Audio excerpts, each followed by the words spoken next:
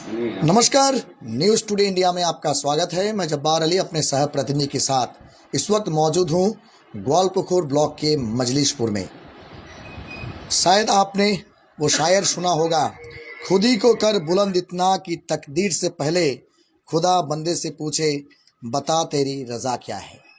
और माँ बाप का जो ख्वाहिश होता है अपने ज़िंदगी में, अपने बचपना में, जब वो पूरा नहीं होता, अधूरा रहता है, तो उसको पूरा करने के लिए अपने जद्दोजहद को, अपने ज़िंदगी को दांव पे लगा कर भी अपने जो औलाद होते हैं उनको कामयाब बनाने का कोशिश करते हैं और ज़िंदगी का जो मकसद है उस मकसद को अपने बच्चों में, अपने औलाद में वो देखना चाहते हैं। जी हाँ, ऐसा ही एक शख्सियत है, पेशे में प्राइमरी के टीचर और कह सकते हैं एक एजुकेशनिस्ट, साथ ही साथ टीचरों का टीचर यानी टीचर्स के जो रिसोर्स पर्सन होते हैं जनाब आरिफ हुसैन साहब, और उनके ही अहलिया बेनज़ीर बेगम जो भी खुद एक टीचर हैं।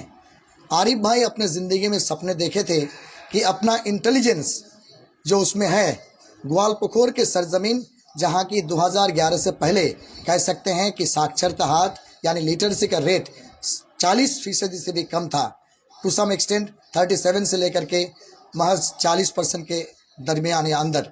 और उसी घर से अहलिया बेनज़ीर बेगम और साथ ही साथ आरिफ हुसैन का जो मशक्क़त, जो मेहनत, वो रंग लाया। और उनके ही औलाद में सबसे बड़े बेटा जो है शोहरत हुसैन, जो कि इस मजलिसपुर के रहनुमा हैं। यहाँ से ऑल इंडिया नीट जो एग्ज़ाम है इसमें ऑल इंडिया रैंकिंग में 9155 और कैटेगरी में 3442 यानी 3442 रैंकिंग किया है, 630 नंबर करके। चलिए मुखातिब होते हैं शोहरत से, इसीलिए कि ये शोहरत का कामयाबी ग्वालपुखुर के मजलिसपुर जो कि एक सीमावर्ती इलाका है, यहाँ के लिए रंग लाया है। और आपको बता दें कि सिर्फ ये शोहरत ही नहीं, जैसे कि आपको बता दें कि इस्लामपुर के साथ साथ ग्वालपुखुर के सरजमीन से और भी 4 बच्चे बच्चियां हैं जो कि यहाँ का नाम रोशन किया है। चलिए मुखातिब होते हैं ऐसे शख्सियत शोहरत से, और उनके माँ बाप जो है यहाँ दोनों इस वक्त मौजूद है। घर में खास खास मेहमान आके, जैसे आप देखते हैं कि घर में कोई अगर शादी ब्याह का प्रोग्राम हो, कोई अगर खुशी की माहौल हो, तो जैसे लोग दावत खाने आते हैं या फिर उनको कह सकते हैं कि मुबारकबाद देने आते हैं, वो मुबारकबादी का माहौल तैयार है। आज ही हमारे कैमरे में कैद हुआ है ऐसा कुछ पिक्चर कि राज्य के मंत्री गुलाम रब्बानी इस्लामपुर में नीट क्वालिफाइड मीर शादाब जो है उसको फेलिसिटेट करने के बाद, और एक लड़की जो ग्वालपुखुर के हैं उसको फेलिसिटेट किए, और उसके बाद आज ही शाम को शायद वो आरिफ साहब के घर भी आने वाले हैं, ऐसे हमारे पास इंफॉर्मेशन है। चलिए बात को नहीं बढ़ा करके हम रूबरू होते हैं ऐसा शख्सियत से जो ग्वालपुखुर के सरजमीन से मजलिसपुर का नाम रोशन किया है, शोहरत हुसैन जो है यहाँ, उसके साथ बात करते हैं सीधा सीधा। सबसे पहले बात करेंगे आरिफ भाई से। आप देख सकते हैं यहाँ घर में खास खास मेहमानों के मौजूदगी में इस वक्त शोहरत अपने परिवार के लिए शोहरत इज्जत लाया है आरिफ साहब, और साथ ही साथ बेनज़ीर बेगम जिनके औलाद हैं शोहरत बाबू, वो अपने माँ के साथ और अब्बा के साथ बैठे हुए हैं। सबसे पहले तो आरिफ भाई बहुत बहुत मुबारकबाद। जो बात कहेंगे कि एक सपना होता है, सब जो इंटेलिजेंट होते हैं पढ़ाई में, जो एजुकेशन से तालीम या तालीम तरबियत से रिश्ता रखते हैं, प्यार रखते हैं, उसका ज़िंदगी में ख्वाहिश होता है कि मैं भी खुद डॉक्टर इंजीनियर बनूं। बहरहाल एजुकेशन में रहे, प्राइमरी टीचर के जॉब में बहाली हुआ और ग्वालपुखुर के सरजमीन पर टीचरों का टीचर, रिसोर्स पर्सन के तहत काम किए बहुत दिन। और आज आपका ये मेहनत मशक्क़त आपका और आपका अहलिया का रंग लाया। आपका बेटा शोहरत नीट में क्वालिफाई किया है, डॉक्टर बनने का जो पहला कह सकते हैं कि रास्ता है या मंजिल है उसमें कामयाब हो चुका है। क्या कहेंगे इस सिलसिले में? सबसे पहले आपके चैनल न्यूज़ इंडिया टुडे को मैं धन्यवाद देना चाहता हूं जी, क्योंकि ये छोटा सा एक लम्हा को आप अपने कैमरे में कैद करना चाहते हैं, जो एक इंस्पिरेशन के रूप में देखा जाएगा हमारे आने वाले नस्लों के लिए। बहुत बहुत शुक्रिया आप लोगों का कि इतनी दूर से आकर के इस कवरेज को कर रहे हैं।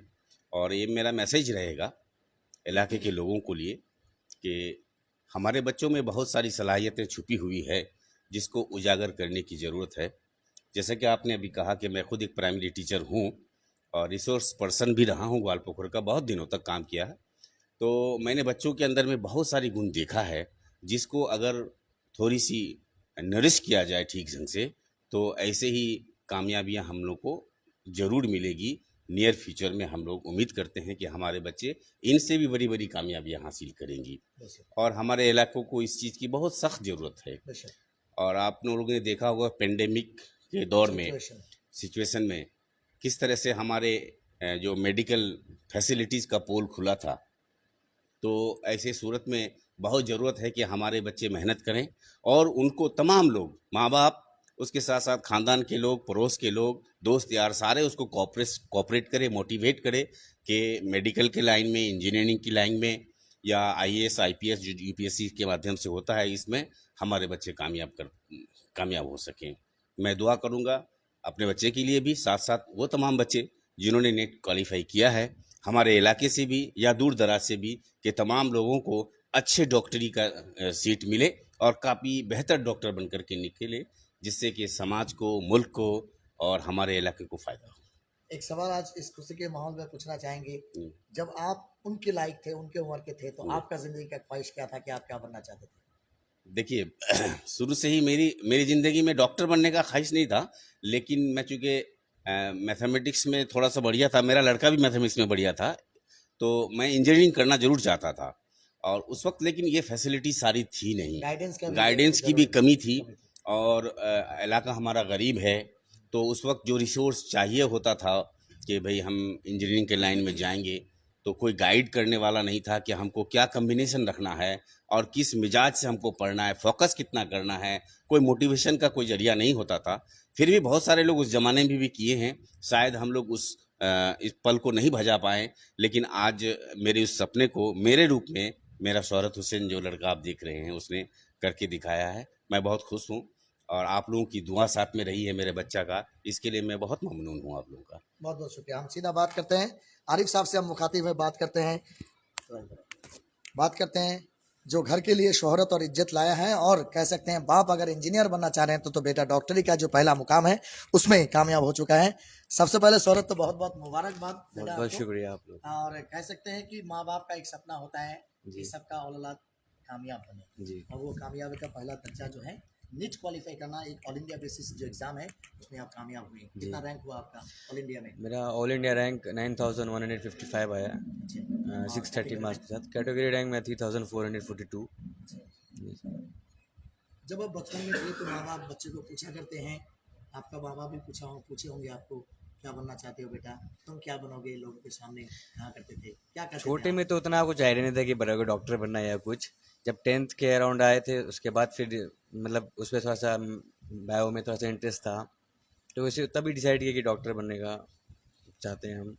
और उससे पहले तो बचपन में तो कुछ कह नहीं सकते क्या बन सकते क्या नहीं। नहीं। कभी होता है, कभी सोचते पायलट बनेंगे, कभी सोचते हैं कि अच्छा। इंजीनियर बन जाएंगे। जी। लेकिन जब 10th के बाद जब इंटरेस्ट जिस सब्जेक्ट में आता है उसके अकॉर्डिंग डिसाइड कर लेते हैं कि हाँ क्या बनना है, तो उस वक्त मैंने डिसाइड कर लिया कि डॉक्टर नहीं, बनेंगे। बचपना में लोगों का एक ख्वाहिश होता है, बाप माँ पूछते हैं, जी वो शायद बहुत सारे आदमी को याद नहीं रहे, लेकिन अपना जिंदगी का जब पहलू आता है, जब जी आप सोच सकते हैं, समझ सकते हैं, उसी वक्त के बारे में कह रहे हैं। जी तो 10th में आपने डिसाइड किया कि आपको जी मेडिकल में जाना जी। है। फिर आपका पढ़ाई किस स्कूल से हुआ, आपका स्कूलिंग कहाँ से? स्कूलिंग 10th तक तो मैं बाल मंदिर से पढ़ा, बाल होम मंदिर टाउन सीनियर के, हाँ सेकेंडरी जी स्कूल। जी। उसके बाद फिर पटना चला गया था, रहमानी ठट्टी से, वहाँ से निज़ामिया से मैंने 11th-12th किया है। अच्छा। उसके बाद फिर वहीं पे मैंने प्रिपरेशन किया। रहमानी मतलब उसका डायरेक्टर कौन है? वहाँ का डायरेक्टर तो वली रहमानी साहब थे, जो कि अभी पास आउट हो चुके हैं। हाँ हाँ। अभी फर्स्ट वली रहमानी साहब हैं। हम्म। और वहाँ पे अतुल से वहाँ पे मैनेज करते थे। जी जी। तो वहाँ पे मैंने वहाँ पे 11-12 भी किया और वहाँ पे थोड़ा सा प्रिपरेशन भी किया। मेरे को 3 साल लगा ये नीट क्रैक क्रैक करने के करने। लिए। हाँ, तो इस साल मैंने गोल इंस्टीट्यूट से पढ़ा, बट उससे पहले बेसिकली मैंने हमारे अच्छा, टीसी गोयल सारे से अपनी पढ़ी इस प्रिपरेशन बार। किया जी। इस बार मैंने बस सेल्फ स्टडी वगैरह और टेस्ट वगैरह के लिए। अच्छा अच्छा। और लेकिन बेस मजबूत और कोड मैंने जो स्ट्रेंथ अपना हासिल किया वो रहमान ठट्टी से किया था 2 साल के अंदर में। रहमानी और उसके बाद कह सकते हैं कि गोल गोल। जी लेकिन उससे पहले जब आप स्कूल में थे, जी 11 12 सॉरी 10th 10th जहाँ में। तक किए, तो ऐसा कोई इस खुशी के माहौल पे ऐसा कोई गाइड, ऐसा कोई टीचर का नाम आपको याद आता है जो आपके पीठ में थपथपा के कहते हैं कि बेटा चल, तुझसे हो सकता है, क्या कहते हैं किसी का नाम? मिथुन सर थे एक 10th में, जो कि इंग्लिश ग्रामर एक्चुअली पढ़ाते थे, बट इंग्लिश में तो उतना थे, थोड़ा नॉर्मली थे, लेकिन वो बूस्टअप बहुत अच्छा करते थे बाकी स्टूडेंट्स को, तो सब स्टूडेंट के फेवरेट थे एक्चुअली वही, तो मेरे भी थे वही मिथुन सर ही। तो उन्होंने उनसे काफ़ी अच्छा सीखा मैंने बहुत कुछ। और एक होता है ना स्कूल टाइम में बूस्ट करने का, ये कुछ कुछ मेरा मैथमेटिक्स पहले कमज़ोर था, जी। तो इंग्लिश ग्रामर के टीचर होने के बावजूद उसने मैथमेटिक्स में मेरी हेल्प की थी कि इनसे पढ़ो, इनसे ये करो करो, तो उनका नाम मैं लेना चाहूँगा। जो सवाल पूछेंगे ये तीसरी मर्तबा है जहां आप कामयाब हुए। जी तो एक बात होता है कि जब पहली बार आप नाकामयाब हो जाते हैं, जी। So to some extent frustration comes. हाँ, आप ये बहुत ज़्यादा। तीसरी बार है तो दो जी बार जी। आपको फेलियर का सामना करना पड़ा। हालांकि आप साबित कर चुके हैं कि failure is the pillar of success. Yes. तो इस सिलसिले में क्या कहेंगे जो लोग इस तरह से नाकाम हो जाते हैं, फ्रस्ट्रेटेड हो जाते हैं, जो आपके साथ भी हुआ होगा? देखिए, फर्स्ट अटेम्प्ट में जब आप दीजिएगा नीट तो ठीक है, हो जाएगा, नहीं होगा कोई बात नहीं। सेकंड अटेम्प्ट में देने पे हल्का और प्रेशर आता है, फिर थर्ड अटेम्प्ट में कर दीजिएगा तो और ज़्यादा प्रेशर आ जाता है अगर नहीं होने से। जी। तो उसमें एक तो आप सब कुछ पढ़े रहते हैं, अब एग्ज़ाम दिया हुआ रहता है, होता है आपको क्या पूछा जाएगा क्या नहीं, लेकिन चूंकि 2-3 ईयर आपका बैक हो जाता है ना, तो उस पर एक प्रेशर रहता है जिससे और ज़्यादा ख़राब हो जाता है रिजल्ट देखा जाए। हाँ, ये मेंटली। बहुत बड़ा बात है। हाँ, क्योंकि प्रिपरेशन आपका 100% नहीं था, वैसा कुछ नहीं है, क्योंकि आपने 2 साल पढ़ाई कर चुकी है और एग्ज़ाम भी दे चुका है। बट वही है कि मेंटल प्रेशर ही बहुत इंपॉर्टेंट होता है। तो बस ये है कि जो बीत गया वो बीत गया, जो भी दे रहा है। Past is हाँ, past। Past is past. अब अभी प्रेजेंट का सोचो, और उससे उससे उससे जो मतलब आउटकम निकलेगा फ्यूचर में, उसके बारे में सोचें। और क्या कॉन्फिडेंस रखना है अपने पे। और मेरा बस वही था, हम ज़्यादा नहीं सोचते थे पीछे में क्या हो गया, जो हो गया हो गया। मेरे मम्मी पापा ने बहुत सपोर्ट किया मेरा इसमें, मतलब कभी क्या करना है, एक और टाइम लेना है, हाँ ठीक है ले लो, कहाँ से लेना है, यहाँ से लेना है, चले जाओ, बस फुल सपोर्ट था। तो पेरेंट्स का भी सपोर्ट मेरे को पूरा मिला, और इसकी वजह से इस बार थर्ड अटेम्प्ट में मैंने नीट क्लियर कर लिया। एक सवाल यहाँ हम पूछेंगे आपसे। जी बहुत सारे आदमी नहीं जानते होंगे, आपको अंदाजा होगा क्योंकि आपने नीट में अपियर किया बहुत सारा। ऑल ओवर इंडिया में एक इंडिया का मतलब थ्रू आउट इंडिया एक एग्जाम होता है, तकरीबन कितना आदमी उसमें बैठते हैं, अपियर होते हैं? हर साल बढ़ रहा है। पिछले इस साल साल कितना 16 था? लाख अराउंड था 2021 में, इस बार 18 लाख समथिंग था 18 स्टूडेंट्स का। lakhs। जी। तो 18 लाख में कितना आदमी कामयाब हुए इस बार? इस बार अब गवर्नमेंट सीटें कर देंगे, गवर्नमेंट एमबीबीएस सीटें के तो 30,000 के अराउंड होता है। 34 और 33? हाँ 30, हाँ 34-33 के अराउंड गवर्नमेंट एमबीबीएस सीट होता है। तो हम लोग को जैसे गवर्नमेंट एमबीबीएस सीट ही लेना है तो उसके अराउंड ही आना पड़ेगा, उसके अंदर ही आना विदिन चाहिए। 30,000 आना हाँ, पड़ेगा। विदिन 30,000 ही आना पड़ेगा। परसेंटेज कितना है पता है आपको? सक्सेस रेट कितना है? परसेंटाइल तो आपको 90, मतलब मेरा तो 99 है, हाँ। बट 98 के अराउंड आना चाहिए मेरे ख्याल से। बट उतना तो पता नहीं, क्योंकि मेरा उतना आया नहीं है, या फिर जैसे कोई फ्रेंड नहीं जिससे मैंने पूछा कि कितना परसेंटाइल है। परसेंटाइल देता है एक्चुअली रिजल्ट में, तो मेरा 99 परसेंटाइल था, तो नहीं। 630 है। जी। कितना एग्जाम होता है? एग्ज़ाम एग्जाम एक टोटल मार्क्स एक ही, अच्छा 720 में 720। 720 जी जी और उसमें आपका 630 है। जी। जो सवाल आपसे पूछेंगे, ये 18 लाख स्टूडेंट में सिर्फ 30,000 पास करना जी। कितना मायने रखता है, कितना चैलेंजिंग होता है? वही है कि मैं बता ये बोलूँगा, एग्ज़ाम इजी है, एग्ज़ाम टफ नहीं है, कंपटीशन इसको टफ बनाता है। जी। इतना कंपटीशन है, मतलब, और हर साल कंपटीशन बढ़ रहा है। 16 लाख था, 18 लाख, अब क्या पता आगे नेक्स्ट ईयर और ज़्यादा बढ़ जाए। Next भी हो सकता हाँ, है। अब उसमें से अब आपको 30,000 के अंदर आपको आना है, आपको सीट अपना एक कैप्चर करना है, एमबीबीएस गवर्नमेंट सीट कैप्चर करना है। तो कंपटीशन बहुत टफ है, इसकी वजह से ही क्या कट ऑफ भी हाई जाता है। और 580 575 जो लाते हैं जो स्टूडेंट्स, उनका भी सिलेक्शन मतलब मुश्किल से होता है, या बॉर्डर पे रहते हैं। अब वो मार्क्स भी कम नहीं होता, वो भी बहुत ज़्यादा मार्क्स होता है 720 के जब से, बट उसमें कभी नहीं होता है। सोच सकते हैं कि मतलब कंपटीशन कितना टफ है, बस यानी कंपटीशन ही इस कह एग्जाम सकते को हैं बहुत कि टफ बनाता है। अगर एक लड़का माने किसी साल का एक cut off marks general category में अगर 89% हुआ तो उसके 0.25% में भी बहुत सारी खिसक हाँ, जाते हैं। खिसक जाते हैं। एक नंबर में तो मेरा 930 है, 630 है, सॉरी 630 पे मेरे जो इंस्टीट्यूट है तो गोल में उसी में छः स्टूडेंट का 630 है। अच्छा, हाँ, और रैंक 250 से 400 के अराउंड डिफरेंस है हम लोग का। 630 मार्क्स से? 630 ही मार्क्स में, मतलब सेम ही मार्क्स है, फिर भी रैंक 250 से 400 के अराउंड हम लोग का रैंक डिफरेंस है। अच्छा अच्छा। तो आप सोच सकते हैं कि एक मार्क्स में कितना, ऑल इंडिया कितना मार्क्स मतलब स्टूडेंट आते हैं, जिसकी वजह से अब बायोलॉजी का मार्क्स और बाकी सब क्राइटेरिया देखा जाता है, उसके बाद अच्छा, रैंक दिया जाता है। कुछ क्राइटेरिया देखा जाता है रैंकिंग के लिए। हाँ, बायोलॉजी मार्क्स पहले दिखाया जाता है, फिर केमिस्ट्री का, फिर फिजिक्स का, उसके बाद अकॉर्डिंग टू देम फिर उसको रैंक। रैंक किया जाता है। जी जी आप मेडिकल पढ़ रहे हैं तो 630 में आपका जो रैंक हम देख रहे हैं, ऑल इंडिया रैंकिंग 9155 है जी और कैटेगरी रैंकिंग 3442 है। जी तो कुछ परसेंटेज के लिए आप बहुत आगे अच्छी जगह चले गए, अच्छी जगह मिल गई। जी जी। लेकिन आपके कुछ साथी हैं जो आपके सेम मार्क्स लेकिन बायोलॉजी में शायद नंबर कम हुआ होगा, हाँ, वो पीछे मैंने चले गए। गोल में ही जैसे 2-3 था, दो तीन फ्रेंड था, सेम 630 ही आया है। मेरा रैंक आ गया 9155 है, उनका रैंक 928 समथिंग है, यानी किसी 200 का। आदमी पीछे चले गए। हाँ 630 उनका भी मार्क्स, अच्छा, सेम ही 630। मार्क्स है। तो वही है कि सेम मार्क्स पे भी ना रैंक डिफरेंस आ रहा है, क्योंकि इसकी वजह से। आपने थोड़ी देर पहले कहा एग्जाम बहुत इजी है, लेकिन हाँ, कंपटीशन का कॉम्पिटिटिव प्लेटफॉर्म बहुत बहुत स्ट्रांग बहुत होता बहुत है। टफ है। तो लोग बहुत सारे ऐसे सोचे होंगे कि जो नीट क्वालिफाई करते हैं या जॉइंट एंट्रेंस क्वालिफाई करते हैं, जी, तो उन लोगों को रात दिन 24 घंटा पढ़ना पड़ता है। आपके लिए क्या है? मेरे हिसाब से 24 घंटा तो मेरे से नहीं होता है, 24 घंटा नहीं, बट कितना टाइम देते थे पढ़ाई में? हम वही 8 आवर्स। 8 आवर्स। हाँ मतलब अगर एवरेज में देखा जाए तो 8 आवर्स के अराउंड देते थे। और वही है कि मेरा थोड़ा सा वो रहता है कि ज़्यादा मैं प्रेशर नहीं लेता हूँ इसका, थोड़ा सा आराम से अपना पढ़ाई करता हूँ और ये करता हूँ, तो इसलिए हो जाता है। मतलब डिपेंड करता है, स्टूडेंट पे डिपेंड करता है। कोई होता है कि आप दिन भर रात भर, मैं भी एक फ्रेंड थे, दिन भर रात भर लाइब्रेरी में बैठ के पढ़ते रहेंगे, तो उनका अलग है, उनका ऐसा है। मेरा है कि हाँ हम पढ़ लेंगे 3 घंटा या 4 घंटा, तो थोड़ा सा ब्रेक सोते थे चाहिए। कितना समय? सोते थे वही 6-7 घंटा सोते थे। 6-7 घंटे, हाँ मैक्सिमम 8 आवर्स। मैक्सिमम तो 8 आवर्स, 8 आवर्स बहुत कम ही आता था, 6-7 घंटा ही हम लोग मानिए सोते 8 थे। घंटा पढ़ाई करते हैं, 8 घंटा आप सोएं, हाँ तो रहा आपका 16 घंटा, बाकी 8 घंटा आपका स्पेंडिंग टाइम है। हाँ, जो स्पेंडिंग टाइम में तो वो थोड़ा स्पेंडिंग टाइम या स्पेयर टाइम में आप क्या करते थे? कभी जो आप कह सकते हैं कि पैशन होता है सबका, अपना अपना hobby होता है। पैशन तो ऐसे था डांसिंग वांसिंग का, तो अभी फिर इसकी वजह से तो अब इस प्लेटफॉर्म में अगर आ जाएगा ना, तो ये सब थोड़ा सा कम करना पड़ता है, तो उसका नहीं रहा। सामने जाना पड़ता है तो। हाँ हाँ, थोड़ा सा बस यूट्यूब में मैं व्लॉग्स वगैरह देख लेता था। अच्छा अच्छा। हाँ, जो व्लॉग्स वगैरह थोड़ा देख लेता था, एंड कोई भी वीडियो, इंटरेस्टिंग वीडियो या फिर कोई हिस्ट्री से रिलेटेड कोई वीडियो रहता है वो देख लेता था। और शाम के टाइम में बस दोस्तों के साथ थोड़ा घूमने चले जाता था, कैंटीन वैंटीन खा हुआ के, बस वैसे ही थोड़ा होता है। फिर शाम जैसे हो जाता था 7 बजे के अराउंड, फिर पर अपनी लाइब्रेरी में चले गए, पढ़ाई स्टार्ट कर देता था। हाँ, बोलते हैं जो मेडिकल पढ़ते हैं या पढ़ना चाहते हैं, जी उन लोगों के लिए बहुत सारे ऐसी चीज़ है, जैसे फिजियोलॉजी पढ़ना पड़ता है, एनाटॉमी पढ़ना पड़ेगा, धीरे धीरे आप जी, अभी समझिएगा। आगे चलेंगे। हाँ, आगे जाके। लेकिन उस चीज़ में, उसमें एक चीज़ है कि बहुत सारे जो मेडिकल के कामयाब स्टूडेंट होते हैं तो ड्राइंग में बहुत एक्सपर्ट होते हैं। कहीं आपका हॉबी में ड्राइंग है? मेरा ड्राइंग तो पहले ड्राइंग करते थे, बट ऐसा कोई हॉबी था नहीं ड्राइंग। ड्राइंग मतलब उतना अच्छा नहीं करते हम, बट वही है कि हॉबी में एक्चुअली डांसिंग का था हमको शौक, और सिंगिंग का भी था थोड़ा 10th तक अच्छा हम लोग अच्छा। करते थे थोड़ा। उसके बाद स्कूल में फिर हाँ कॉन्सर्ट स्कूल होता था? टाइम में हाँ कॉन्सर्ट वगैरह एनुअल होता कल्चरल था। प्रोग्राम?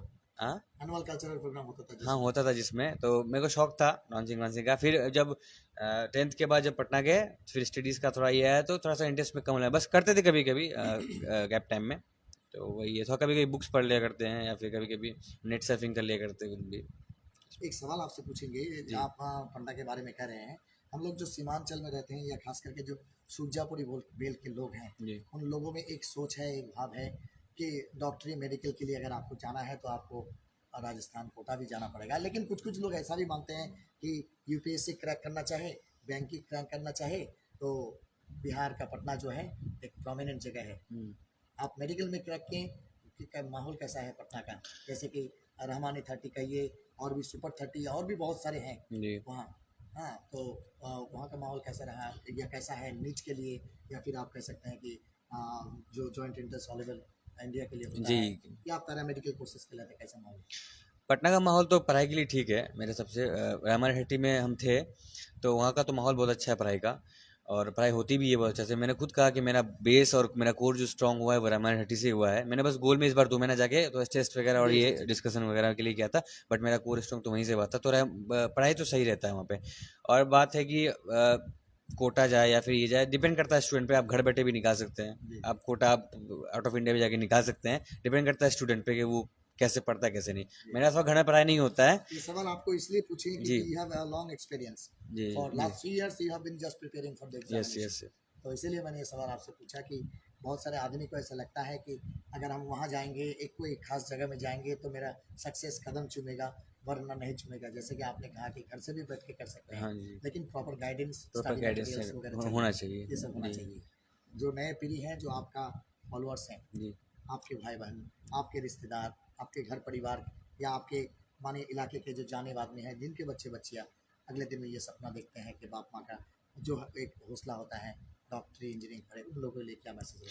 उन लोग के लिए बस ये मैसेज है कि टाइम मांगता है थोड़ा सा, नीट क्रैक करने के लिए हल्का टाइम मांगना पड़ता है, और मेहनत करना पड़ेगा। मेहनत कर, टैलेंट मतलब टैलेंट है ठीक है, बट टैलेंट अगर नहीं भी ना, मेहनत के थ्रू आप कर सकते हो। नीट का ऐसा है, और 1 साल तो कम से कम बहुत मेहनत से पढ़ना पड़ेगा। और अब प्रॉपर गाइडेंस भी चाहिए होगा। स्टडी मटेरियल जैसे आपने कहा, अभी स्टडी मटेरियल टेस्ट वगैरह इंपॉर्टेंट है, मेरे लिए बहुत इंपॉर्टेंट था, मैं तो बहुत देता था। तो टेस्ट वगैरह स्टडी मटेरियल भी बहुत इंपॉर्टेंट है, और बाकी बस मेहनत करते रहो, हो जाएगा।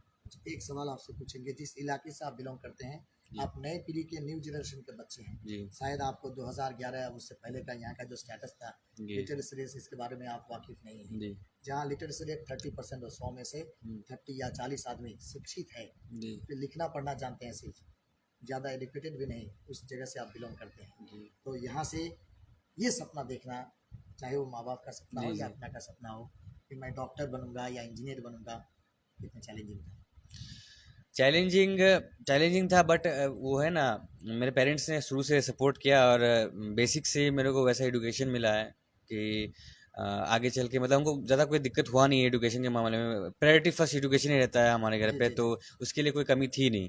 तो उसके बस जैसे ही चलते रहा वैसे ही मतलब अपॉर्चुनिटीज़ मिलते रहा, और करते करते फिर हो गया लास्ट में फिर नीट आखिरी वहाँ पढ़ाई के जो चैप्टर है उससे निकलते हैं। घर में कौन कौन है आपके मम्मी पापा के साथ साथ जी। कितने भाई बहन हैं, कौन मैं कौन रहते हैं? मम्मी पापा तभी है मौजूद, मेरा भाई अभी दिल्ली में गया हुआ है, वो स्टडी छोटे के हैं लिए, वो? छोटे है वो, और हम बस दो भाई हैं हम लोग। वो और क्या कर रहे हैं, किसका तैयारी कर रहे वो बीबीए का तैयारी कर रहा है, अभी हैं? जस्ट एडमिशन किया है। जी अच्छा, जस्ट एडमिशन जी। किया है। 12th कहाँ किया वैसे? 12 बालमुंजी से किया क्या उसने, नाम है उसका? सदारत हुसैन। जी अभी तो वो घर से बाहर हैं। जी, अभी छोटे घर से भाई बाहर है, हाँ। इस खुशी के माहौल में शिरकत नहीं फरमा पा रहे हैं, जी जी। तो कितना मिस कर रहे हैं भाई को? बहुत मिस कर रहे हैं भाई को, वो भी बहुत मिस कर रहा है कि बहुत सारी चीज़ें छूट जा रही है। हाँ, अभी वहाँ रहने के बावजूद मिठाइयाँ भी छूट रही हैं। मिठाइयाँ भी छूट रही हैं। पर ठीक है, वो भी अपना। क्या मैसेज देना चाहेंगे बड़े भाई के हैसियत से? बाप के बाद बड़े भाई का दर्जा होता है, जी, जो दिल्ली में बैठ के आपको मिस कर रहे हैं, उसके लिए क्या कहना चाहते हैं? मैं बस इतना कहना चाहूँगा कि अपना जो गए हैं पढ़ने के लिए, तो जो अपना इंजॉयमेंट वगैरह तो होते रहता है, बस जो गोल है वो एटलीस्ट अचीव करने के लिए मतलब उसके लिए मेहनत करो और फोकस रखो, जो गोल लेके गया है उसने। और क्या है कि मतलब इंजॉयमेंट वगैरह तो होते रहेंगे, बस इतना कर लेना है कि अपना काम हो जाए, जो हम काम करने गए बस वो काम कर लें एटलीस्ट, उसके बाद तो जितना टाइम है वो आप इंजॉय कर ही सकते हो, बस यही मैसेज है। आपसे नेक्स्ट सवाल जो पूछेंगे, जी घर में कहीं आप जब बचपन में आप थे, तो पहला टीचर होता है अम्मा या माँ। जी आपके मम्मी पापा दोनों ही टीचर हैं। जी ऐसे कह सकते हैं जब first school of children is a kitchen, kitchen में जाके मम्मी से कुछ ऐसा खाना, लजीज खाना मांगे जिसके लिए आपको थापर खाना पड़ा, लेकिन आज वो आपको बहुत बहुत ही कह सकते हैं कि खुशी खुशी में ले आके वो खाना तैयार कर। जी जी। ऐसा कोई खाना का नाम? मेरा तो फेवरेट है यहाँ पे बिरयानी, अच्छा। और हमको मतलब बहुत जगह खाए रेस्टोरेंट वगैरह बिरयानी, बट अभी तक मेरे मम्मी का हाथ का बिरयानी हमको सबसे अच्छा लगता है। तो मम्मी बहुत शौक से बनाती है, और जब भी बनाती है हम बोलते हैं मम्मी आज बिरयानी खाने का मन है, तो मम्मी बना देती है, और जैसे जिस उठते दिन हैं बना आपको ये जाता है। खुशी की खबर आपके घर में आप पहुंचे, आप नीट में अच्छा जी अच्छा रैंक किए हैं, क्रैक कर गए हैं, जी। तो घर में पहुंचने के बाद पहला खाना क्या था? बिरयानी? बिरयानी तो नहीं था क्योंकि उतना नहीं, क्योंकि रात में एक्चुअली मैं रात में आया था रिजल्ट, पर नेक्स्ट डे मम्मी ने बनाई थी। उसके बाद रात में रिजल्ट एक्चुअली रात में आया था 11 बजे जी के जी अराउंड। जी हाँ, जी। उस टाइम में तो हो नहीं सकता है पॉसिबल, फिर नेक्स्ट डे बना था। और फिर वही कि जब भी बोलते हैं कि मम्मी बिरयानी का खाना है बना दीजिए, तो मम्मी बना देती है अपना, क्योंकि मेरा फेवरेट वही है यहाँ तक है। अच्छा, बोले इतना अच्छा रैंक है, कहाँ पढ़ना चाहते हैं मेडिकल में? अगर काउंसलिंग के जरिए अल्लाह के फजल व करम से मिल जाए तो कहाँ पढ़ना चाहते हैं? जी, मेरा तो वही है कि अगर स्टेट काउंसलिंग के थ्रू अगर जाए तो IPG AMR अगर मिल जाए तो सही है, या फिर इसके अलावा NRS मिल जाना चाहिए मेरे हिसाब से। मतलब आप चाहते हैं कि हमारे जो राजधानी है कलकत्ता, उधर का कोई मेडिकल अच्छा जी जी जी जी स्टेट में? जी। बहुत बहुत शुक्रिया। हम बात करेंगे, आपका मम्मी यहाँ बैठी हुई है, जी, जी, बहुत देर से इंतजार कर रही है, और मेरे सहप्रतिनिधि राज शाहनी जो है वो थोड़ा उनसे मुखातिब होंगे। मेरे सहप्रतिनिधि राज शाहनी मुखातिब होंगे शोहरत के पीछे जो राज छुपा हुआ है, छोटे छोटे नटखटे जो छुपा हुआ है, उनके मम्मी बेनज़ीर बेगम। अगर कह सकें कि शख्सियत जो होते हैं, वर्ल्ड वाइड शख्सियत, बेनज़ीर नाम एक ऐसा नाम होता है जिसका कोई नज़ीर ही नहीं होता, कोई एग्जाम्पल ही नहीं होता है। शायद आपने बेनज़ीर भुट्टो का नाम सुना होगा, who was a great politician, great leader. So in the same name, synonymous to that Benazir Bhutto to some extent, not for the whole world, but for the child or children of our own. चलिए बात करेंगे मेरे प्रतिनिधि राज शाहनी, उनसे मुखातिब होंगे, और मैं कैमरे के पीछे आऊँगा। आप सबको कह दूं कि मैं इस वक्त मजलिसपुर में हूं, और इस तरह के बच्चे या बच्चियां जो NEET entrance examination, IIT, joint entrance, paramedical, या फिर ज़िंदगी के तालीम और तरबियत के कोई हिस्से में जो भी कामयाब बनते हैं, ये हमारे अगले पीढ़ी के लिए, अगले नस्ल के लिए पायनियर और इंस्पिरेशन बनते हैं। इसीलिए हमारा खास ये पेशकश था। मेरे सहपत्नी राज शाहनी सीधा सीधा बात करेंगे बेनज़ीर बेगम से।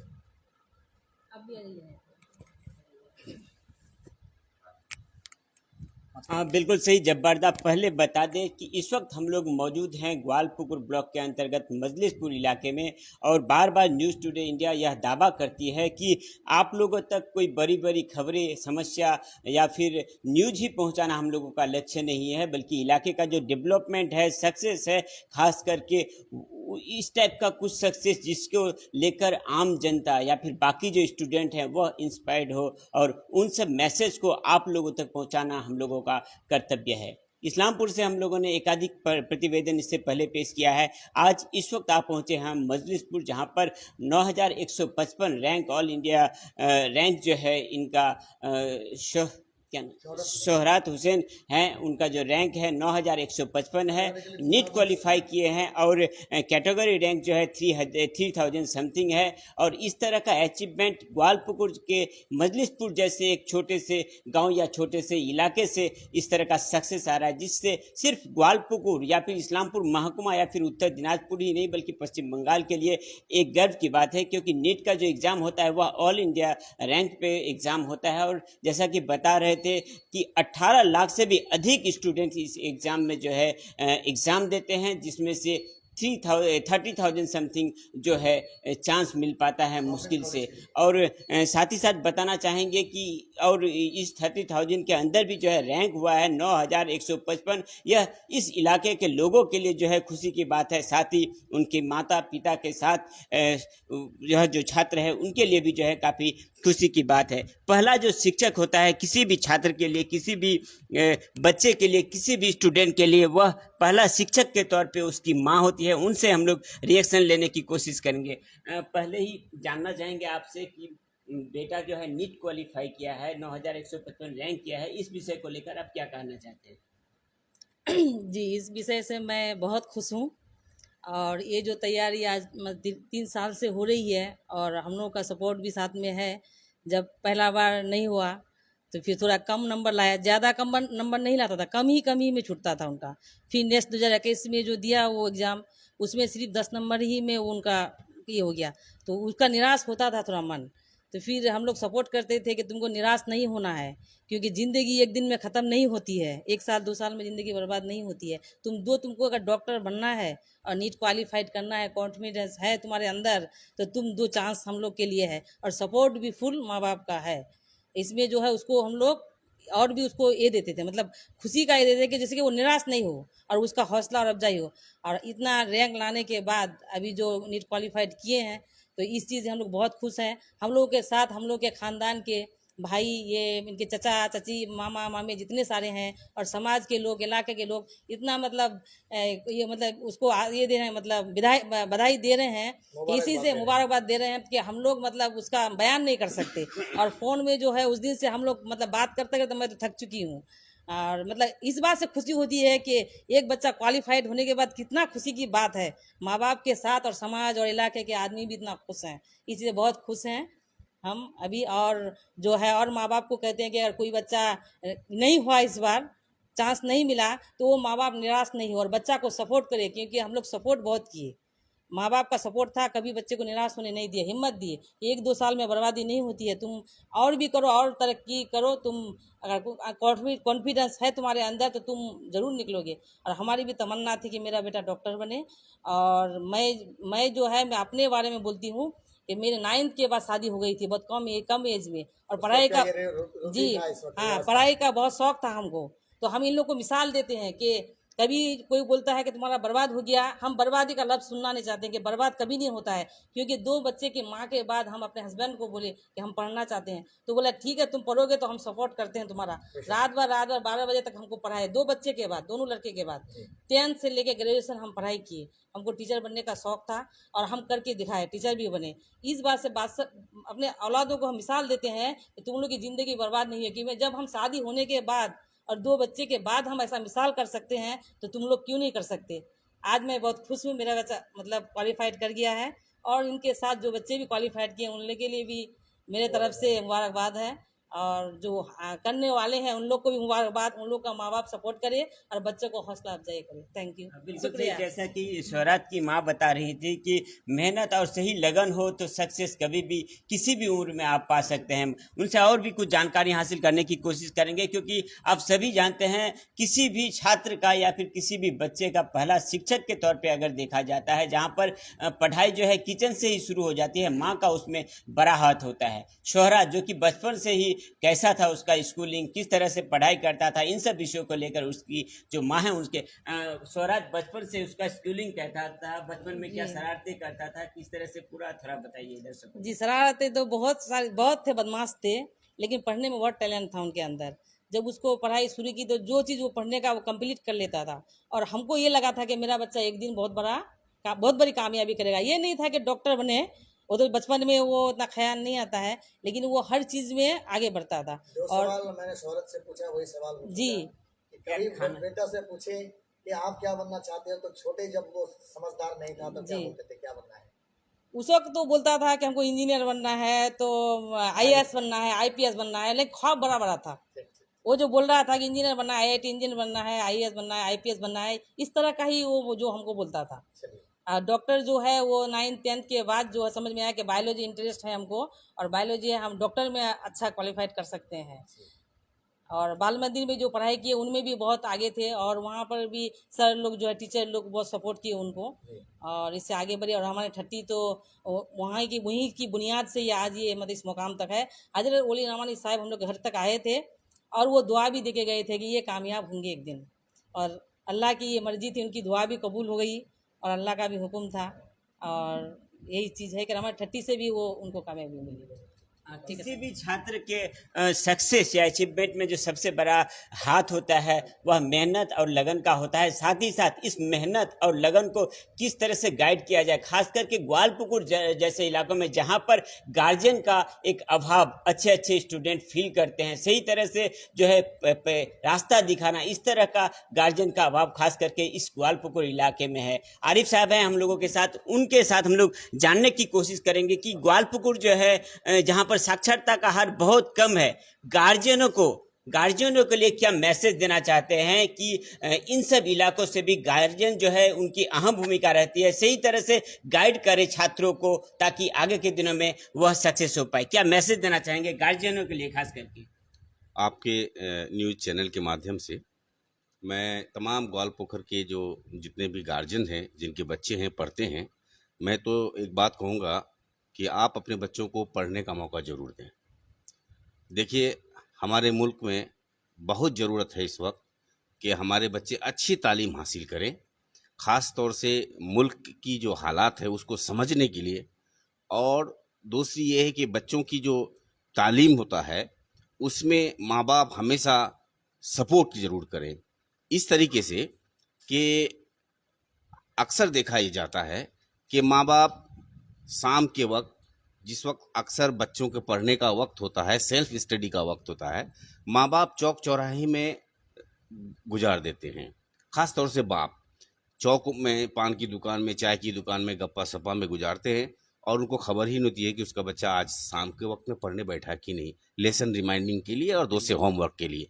तो हम गार्जियंस को कहेंगे कि प्लीज़ अपने कामों को जल्दी से निपटा कर, आपकी ये जिम्मेदारी भी है कि आप घर पे जल्दी आएँ और बच्चे से ये मालूम करने की कोशिश करें कि उसका होमवर्क पूरा हुआ कि नहीं। अगर नहीं हुआ तो उसको सपोर्ट करके उसका होमवर्क पूरा करें, उनको पढ़ने का तरगीब दें।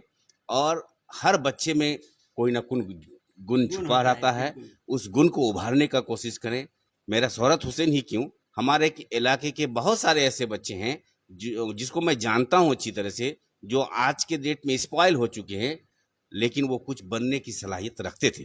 मैं खुद पर्टिकुलरली जानता हूँ उस बच्चों को, क्योंकि मैं टीचिंग से रिलेशन रहा हूँ, और सर्विस से पहले मैं कोचिंग भी चलाता था, बच्चों को ट्यूशन पढ़ाता था। इस लिहाज से मैं बहुत सारे बच्चों को जानता हूँ कि जिसके अंदर बड़ी बड़ी सलाहियतें थी, मगर माँ बाप का सपोर्ट नहीं होने की वजह से, या ऐसी छोटी छोटी बातों की तरफ माँ बाप ध्यान नहीं दे पाए, जिसकी वजह से वो बच्चे आज कहीं नहीं हैं, वो कुछ काम करके अपनी किसी तरह से ज़िंदगी गुजार रहे हैं। मैं यही मैसेज देना चाह रहा हूँ तमाम गार्जियंस को, तमाम ग्वालपोखर के लोगों को, कि बच्चों को पढ़ाएं, ज़रूर पढ़ाएं, ध्यान से पढ़ाएं, अच्छे से पढ़ाएं।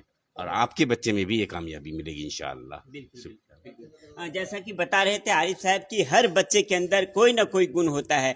वह कोई अच्छा क्रिकेटर होता है, कोई अच्छा डांसर होता है, कोई अच्छा गाने वाला होता है, कोई अच्छा साहित्यिक होता है। बस उनके जो टैलेंट है, सही टैलेंट है, उसको जो है सही रास्ता दिखाना ही मकसद होना चाहिए। यहाँ पर देख पा रहे हैं सोहरात के शुभकामनाएं देने के लिए इलाके के जो लोग हैं, साथ ही साथ उनके परिवार के लोग हैं, रिश्तेदार हैं, सभी जो है उनके बासभवन में जैसा कि बता रहे थे पिछले 3 दिनों से आ रहे हैं। हम लोग एक एक करके रिएक्शन लेना की कोशिश करेंगे। क्या कहना चाहेंगे शोहरत जो है, क्या नाम है? जी नौशाद आलम क्या रिश्ते में क्या लगता है शोहरत? चचा लगेंगे जी। क्या कहना चाहेंगे शोहरत के बारे में? हम लोगों को तो सबसे बड़ी खुशी की बात है कि शोहरत बाबू इतना अच्छा रैंक लाया, इतना अच्छा नंबर लाया, इलाके के लिए बहुत अच्छा काम करेगा। वो जितना और भी अच्छा से अच्छा करे, बस हम लोग यही चाहते हैं। हाँ क्या नाम है आपका? बड़े पापा हैं शोहरात के मुँह से, क्या नाम है? मोहम्मद मुजफ्फर हुसैन। क्या कहना चाहेंगे शोहरात का इतना बड़ा सक्सेस सिर्फ इस आपके परिवार के लोगों के लिए ही नहीं बल्कि इलाके के लोगों के लिए एक गर्व की बात है। क्या आप कहना चाहेंगे? मैं तो सबसे पहले आपका चैनल को मुबारकबाद देता हूं कि आप लोग आके कोई कवरेज कर रहे हैं। सबसे बड़ी खुशी है कि मेरे ख़ानदान में अल्लाह ने बहुत खुशी दिया। बिल्कुल, जैसा कि देख रहे हैं कि खुशी से किसी के आंख में आंसू निकल आए, इसी को कहते हैं सक्सेस और अचीवमेंट। और यह एक बहुत बड़ा मैसेज है सिर्फ इस्लामपुर महकुमा या फिर इस्लामपुर ग्वालपुकुर ही नहीं बल्कि पूरे बंगाल और पूरे भारतवर्ष के लिए कि सक्सेस द्वारा भी जो है किसी के खुशी का जिसको आंख में आंसू कहते हैं वह भी आ सकता है। और भी यहाँ पर आत्मीय परिजन है। क्या नाम है आपका? क्या लगते हैं आप? मोहम्मद अजमल अहमद, उसका मैं फुप्पू का लड़का हूँ जी। अच्छा। इससे जी बहुत खुश हैं हम लोग। और शोहरत जब पहली बार पटना गया था तब से ही हम उसको डॉक्टर साहब करके बोलते हैं और शायद अल्लाह ने मेरी बात सुनी, शोहरत को एक कामयाबी दी। बहुत खुश हैं हम लोग। क्या नाम है आपका? नया हुसैन। क्या लगते हैं? मैं भाई लगता हूँ। अच्छा, क्या कहना चाहेंगे? शुरू से ही पढ़ाई में बहुत टैलेंटेड था और जो भी काम करता था बहुत अच्छा से करता था। उसके अंदर कोई ये बुराई नहीं था और बहुत सीधा साधा भी है। वो शुरू से ही मतलब एक ही चीज़ को मकसद को लेके चलता था, इसलिए आज मुकाम पे आया। हाँ बिल्कुल सही। शोहरात भी बार बार कह रहे हैं कि लगन और लेबर जो है होना चाहिए। क्या नाम है? क्या लगते हैं रिश्ते में? और इतना बड़ा एक अचीवमेंट परिवार के लिए साथ ही साथ ग्वालपुकुर जैसे इलाके के लिए क्या कहना चाहेंगे? जी हम तो यही कहना चाहेंगे कि बाबू शोहरत जो नीट क्वालिफाइड किया है, 9155 रैंक ऑल इंडिया रैंक है, ये तो बहुत खुशी की बात है। और हमारे मजलिसपुर ही नहीं, ग्वालपोखर नहीं, पूरे जिला के साथ कहिए, पूरे स्टेट का ही नाम कहिए कि ये गर्व की बात है हम ग्वालपोखर वालों के लिए स्पेशली। और हम यही समझते हैं कि उनके वालिद साहब जो है मास्टर आरिफ सर, वो हमारे उस्ताद हैं। और आपके ही चैनल में हम सुने कि उस्तादों के उस्ताद, तो इसमें कोई दो राय नहीं है। ये बिल्कुल सच बात है कि उस्तादों के ही उस्ताद है। और उनके मेहनत में हम जहाँ तक जानते हैं कि आज तक जितने भी बच्चे उनके पास पढ़े हैं, शायद मेरे नज़र में नहीं है ऐसा कोई कि फेलियर हुआ है किसी ना किसी एंगल में, चाहे वो बिजनेस लाइन में हो, सर्विस लाइन में हो, जिस डिपार्टमेंट में भी गया है कामयाबी हासिल किया है। तो उनके मेहनत में कोई कमी नहीं थी, जिसके वजह से अल्लाह ने उनको अपने औलाद के शकल में एक डॉक्टर का रूप देकर भेजा है। ये बहुत खुशी की बात है। हम यही जानते हैं कि देखिए आरिफ सर के बारे में हम कहेंगे कि वो एक ऐसे हस्ती है कि हम उनके लिए एक शेर कहेंगे कि उनके बेटा का जो जब राजा ये तो आसमान है फिर भी सर को झुकाए बैठे हैं। बिल्कुल सही। क्या नाम है आपका? मोहम्मद अब्बास आलम। क्या लगते हैं? हमारे उस्ताद है, हमारे उस्ताद के बेटे हैं वो। अच्छा। हमारे भी उस्ताद हैं। बिल्कुल सही। कि जब वो 2 क्लास में पढ़ता था तो कैरम बोर्ड खेलते थे हम लोग, तो बोला चाचू रुकिए हम लिखते हैं क्या, 1st, 2nd, 3rd, 4th। तो हमने उसी वक्त सोचा था कि ये बहुत बड़ा कामयाबी हासिल करेगा। बस यही कहना चाहता हूँ।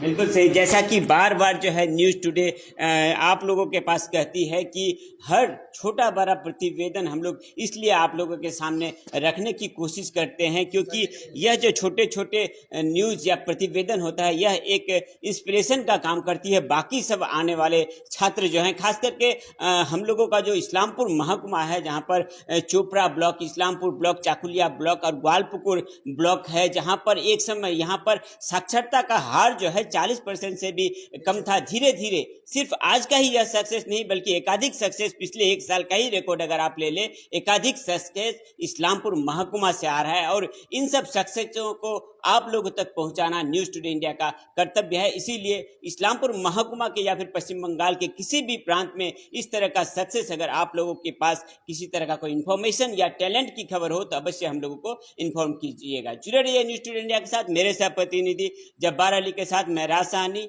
मजलिसपुर, ग्वालपुर से।